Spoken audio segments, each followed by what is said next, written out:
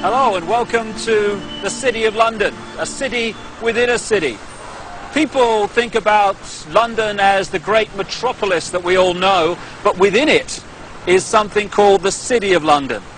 It goes back many, many hundreds of years, and it's the epicenter of the global financial system, if the truth be told. It's more than that, however.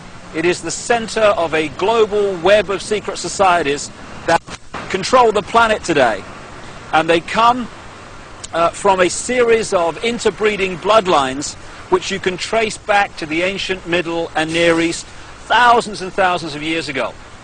And the staggering truth is that these interbreeding bloodlines under different names have increasingly controlled planet Earth from that time to this, never more so than today.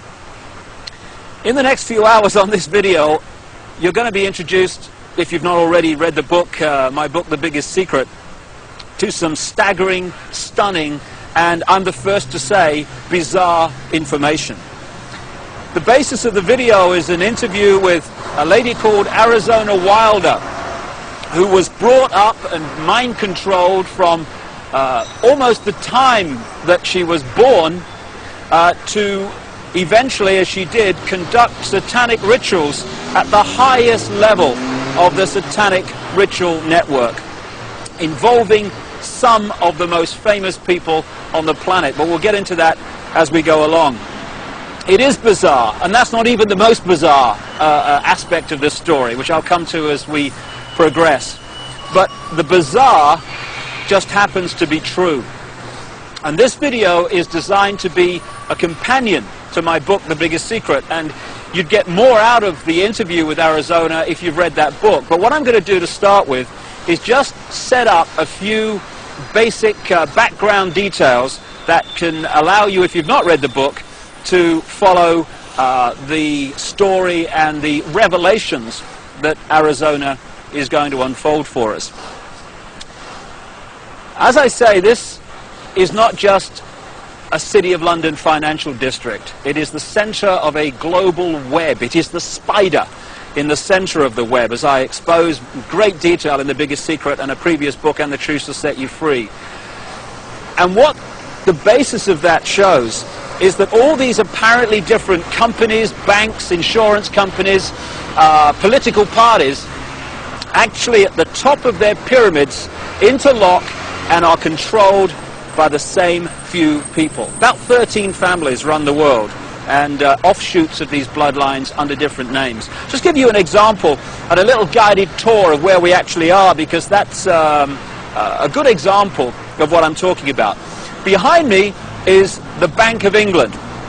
This was created in a charter signed by William of Orange, who became William III, the King of England, in 1688, 1689, and he was one of these bloodlines. And from the moment that he took the throne, then the whole thing started to really epicenter in London. This is when the spider at the center of the web really moved in here.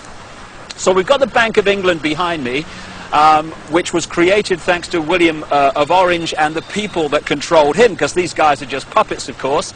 Over there we've got the NatWest building. It's one of the big clearing banks in England.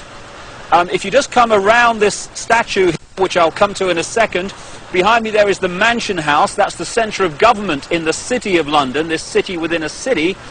And at the top you'll see the red cross on the white background, the flag. It's the flag of England, and that symbol goes back right into the ancient world. It was the ancient sun symbol of the Phoenicians back in the ancient Middle and Near East, and the Phoenicians had a number of deities. One of them was called Barati, the female. One was called Barat, the male. Barati and Barat became Britannia and Baritan because the British culture was brought here by the Phoenicians about 3000 BC and after. And also they had deities, the Phoenicians, called St. George of Cappadocia, who killed the dragon. That became St. George of England, and that's, of course, the flag of St. George, the red cross on the white background today. Also, the Christian deity called St. Michael was an ancient Phoenician deity long before Christianity. So the Mansion House, the centre of government, is a very, very powerful place. We go around here, we've got the Royal and Son Alliance Insurance Company. The banks and the insurance companies interlock, and as a result of the fantastic amount of wealth that they can move around the financial markets every day, these interlocking organizations control the world financial system. If a stock market goes down and crashes, it's because it's meant to crash. And not everyone loses, you know, when that happens. If you know it's going to crash, you sell your stock, it crashes, you buy it back at a lower price, you then push it back up again and buy other stock at the same time at a few cents on the dollar or whatever.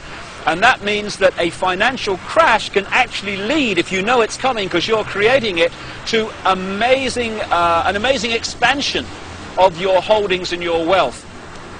Over there we've got the Lloyds Bank building. That's another one of the big clearing banks which all interlock and are controlled by the same people. And then there we have the Royal Guardian Exchange building, another major insurance company which, like I say, interlock with all the others. And then we come back to the Bank of England.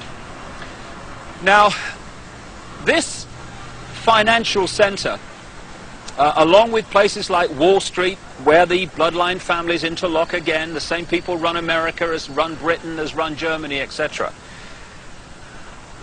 They have funded many, many times both sides in wars. And ironically and sickeningly, behind me, opposite the Bank of England, in the centre of this square, is a memorial to those who died in the 2 world wars. Let's just go and have a look at that. What happens in terms of creating wars is a technique, a mind manipulation technique that I've called in my books problem, reaction, solution. And it works like this. If you want to introduce something, say centralization of power through the United Nations, centralization of power militarily with NATO, the North Atlantic Treaty Organization, the biggest military organization in the world that's expanding all the time.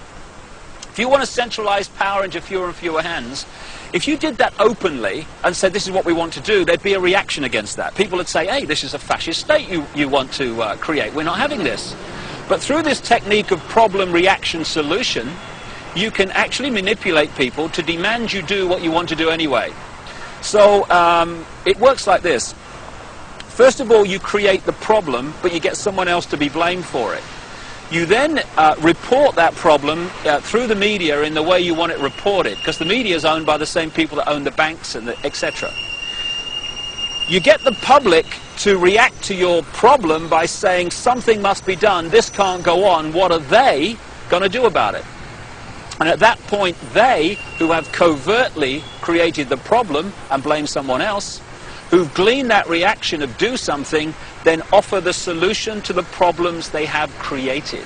So if you take the world wars, after the First World War, in which the financial centres of London and Wall Street, etc., funded all sides, power on this planet was in fewer hands than ever